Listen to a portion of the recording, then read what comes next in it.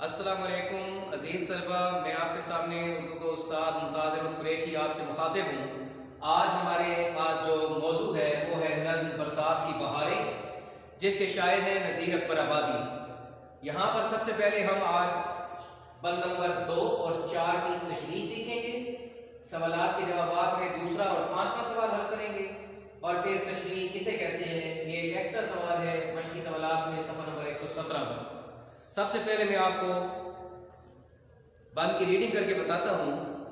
بند number 2 ہے، بادل ہوا کے اوپر ہم مست چھا رہے ہیں، جھڑیوں کی مستیوں سے دھومیں مچا رہے ہیں، پڑتے ہیں پانی ہر جا جل تھل بنا رہے ہیں، گلزار بھیگتے ہیں سبزے نہا رہے ہیں، کیا کیا مچی ہیں یاروں برسات کی بہاریں۔ تو بیٹے سب سے پہلے اس بند میں آپ کو مشکل الفاظ کے معنی بتاتا ہوں۔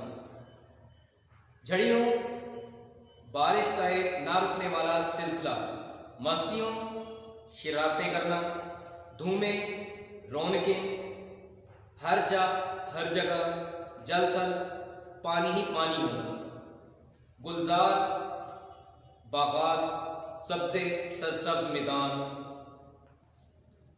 اس کے بعد ہے بیٹے ہمارے پاس بند نمبر 4 ہے، سبزوں کی لے لہاہٹ کچھ ابر کی سیاہی، اور چھا رہی ہیں گھٹائیں سرخ اور سفید کاہی، سب بھیگتے ہیں گھر گھر لے ماہ تابہ ماہی، یہ رنگ کان رنگے تیرے سوا الہی، کیا کیا مچی ہیں یارو برسات کی بہاریں۔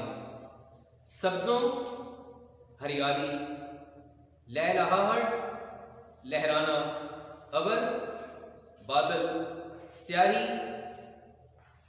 اندھیرا، سفید رنگت والی، کاہی، ہلکا سبز رنگت یا ہلکا سبز رنگ، گھر گھر، جگہ جگہ، ماہ، چاند، ماہی، مچھلی۔ تو بیٹے یہ تھا بند نمبر 4۔ بند نمبر 2 کی تشریح جب آپ نے کرنی ہے تو اس کو آپ غور سے سنیں۔ تشریح کرتے ہوئے آپ سب سے پہلے لکھیں گے شاعر کا نام، نظم کا عنوان، اس کے بعد لکھیں گے شاعر کا نام۔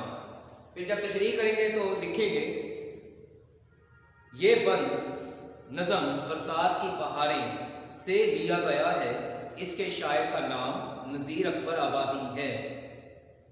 وہ اس بند میں برسات کی رونقوں کے بارے میں بیان کرتے ہوئے کہتے ہیں کہ بادل آسمان پر ادھر ادھر اٹکیلیاں کرتے پھر رہے ہیں، اور یوں محسوس ہوتا ہے جیسے وہ ہوا سے مستیاں کر رہے ہیں، یعنی شرارتیں کر رہے ہیں۔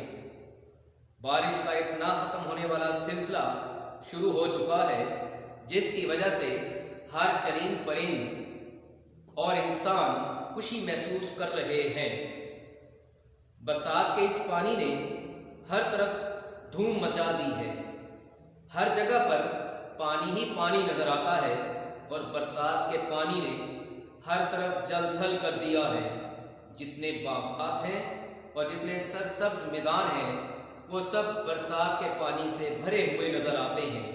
باغات بھی برسات کے پانی سے بھر چکے ہیں، اور جگہ جگہ سرسبز میدان اور زیادہ ہریالی دکھا رہے ہیں، ہر طرف پانی ہی پانی ہے۔ یہ تھا بیٹے بند نمبر 2۔ اس کے بعد ہمارے پاس ہے جی بند نمبر 4۔ یہ انتہائی اہم ہے، پیپروں میں، راؤنڈ میں یا امتحانی نقطۂ نظر سے بھی اہم ہے۔ شاعر اس بند میں بیان کرتا ہے کہ ہر طرف ہریالی ہی ہریالی نظر آ رہی ہے، سرسبز میدانوں میں سبزہ لہرا رہا ہے، آسمان پر کالے رنگ کے بادل ہر طرف پھرتے ہوئے دکھائی دیتے ہیں، ہر طرف گھٹائیں چھا چکی ہیں جن کی رنگت کچھ سرخ ہے، کچھ سفید اور کچھ ہلکے سبز رنگ کی ہیں۔ ساری مخلوقات جو آسمان سے لے کے سمندر کی گہرائی تک پائی جاتی ہیں، ساری ہی برسات کے پانی میں بھیگ چکی ہیں۔ شاعر کہتا ہے کہ چاند سے لے کے مچھلی تک تمام مخلوقات بھیگ چکی ہیں، تو مراد یہی ہے کہ آسمان سے لے کے سمندر کی گہرائی تک جتنی بھی مخلوقات ہیں وہ برسات کے اس پانی سے محفوظ نہیں رہیں، جگہ جگہ برسات کا پانی پھیل چکا ہے۔ تو یہ تمام رونقیں اور تمام چرند پرند اور انسانوں کی خوشیوں کو بکھیرنے والا کون ہے؟ اے اللہ تعالیٰ، صرف اور صرف تو ہے۔ ہر طرف رونق اور رنگینیاں جو بکھری ہوئی ہیں، اے اللہ تعالیٰ تیرے سوا یہ کوئی نہیں کر سکتا۔ کسی میں اتنی قدرت نہیں کہ یہ رنگ اور رنگینیاں جو ہر طرف بکھری ہوئی ہیں، اے اللہ تعالیٰ یہ صرف تیرے ہی اختیار میں ہے، تو ہی یہ رنگ رنگ سکتا ہے۔ ہر طرف برسات کی پانی نے رونقیں اور رنگینیاں بکھیر دی ہیں، اور برسات کا پانی ہر طرف اپنی دھومیں مچا رہا ہے۔ یہ بیٹے بند نمبر 2 اور 4 کی تشریح میں نے آپ کے سامنے کی۔ اب ہم آتے ہیں سوالات کے جوابات کی طرف۔ اس میں ہم دوسرا اور 5واں سوال حل کریں گے۔ صفحہ نمبر ہے 116 پر۔ دوسرے سوال میں ہے تیسرے بند میں موجود ردیف کی نشاندہی کریں۔ تو ہم اس کا جواب لکھیں گے، تیسرے بند میں ہرے بچھونے بطور ردیف استعمال ہوا ہے۔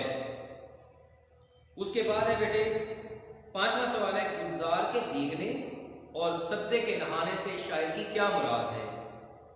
گلزار کے بھیگنے اور سبزے کے نہانے سے شاعر کی مراد یہ ہے کہ باغات اور سرسبز میدانوں میں ہر طرف پانی ہی پانی ہو چکا ہے، اور برسات کے پانی نے ہر طرف جل تھل کر دیا ہے۔ اس کے بعد ہمارے پاس بیٹے اہم سوال ہے، تشبیہ کسے کہتے ہیں؟ یہ ایک ایکسٹرا سوال ہے مشقی سوالات میں، صفحہ نمبر 117۔ تشبیہ کسے کہتے ہیں؟ کسی چیز کو کسی خاص وصف کی وجہ سے دوسری چیز کی مانند قرار دینا یا اس جیسا قرار دینا تشبیہ کہلاتا ہے۔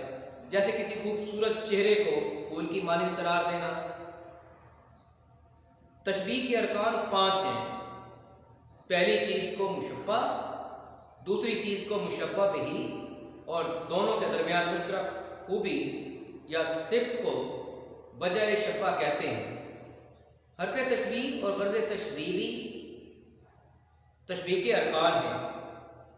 اب بیٹا تشبیہ کا مقصد عام چیز کی خوبی کو واضح کرنا ہوتا ہے اور اس کی وضاحت کرنا ہے۔ تشبیہ سے بات میں زیادہ خوبصورتی پیدا ہو جاتی ہے اور بیان بھی دلچسپ ہو جاتا ہے۔ تو اس کی چند مثالیں نیچے دی ہوئی ہیں۔ اس کے دانت موتیوں کی طرح سفید ہیں، یعنی دانت کو موتیوں سے تشبیہ دی جا رہی ہے کہ اس کے دانت اتنے خوبصورت ہیں جیسے موتی پروئے ہوئے ہوتے ہیں، موتیوں کی طرح سفید۔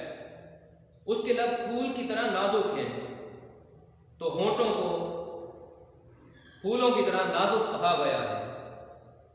تیسرا ہے، اس کا دل پتھر کی طرح سخت ہے، دل کو پتھر کی طرح پتھر سے تشبیہ دی گئی ہے۔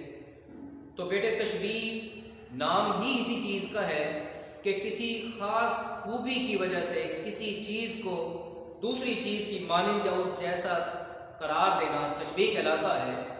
تو یہ بیٹے ہمارے پاس ٹاپک تھے آج کے برسات کی بہاریں نظم میں۔ ہم نے بند نمبر 2 اور 4 کی تشریح حل کی۔ سوالات کے جوابات میں سوال نمبر 2 اور 5 کے جوابات میں نے آپ کو بتائے، اور اہم سوال تھا تشبیہ کسے کہتے ہیں، صفحہ نمبر 117 پر میں نے اس کی مثالیں آپ کو بتائیں اور اس کا جواب بتایا۔ اب بیٹے آپ نے ہوم ورک میں بند نمبر 1 اور تشریح یہ لکھنی بھی ہے اور یاد بھی کرنی ہے۔ اگر پھر بھی آپ کو کوئی مشکل پیش آتی ہے تو آپ میرے واٹس ایپ نمبر پر مجھ سے رابطہ کر سکتے ہیں اور لنک سے بھی مدد لے سکتے ہیں۔ اللہ آپ کو کامیاب کرے۔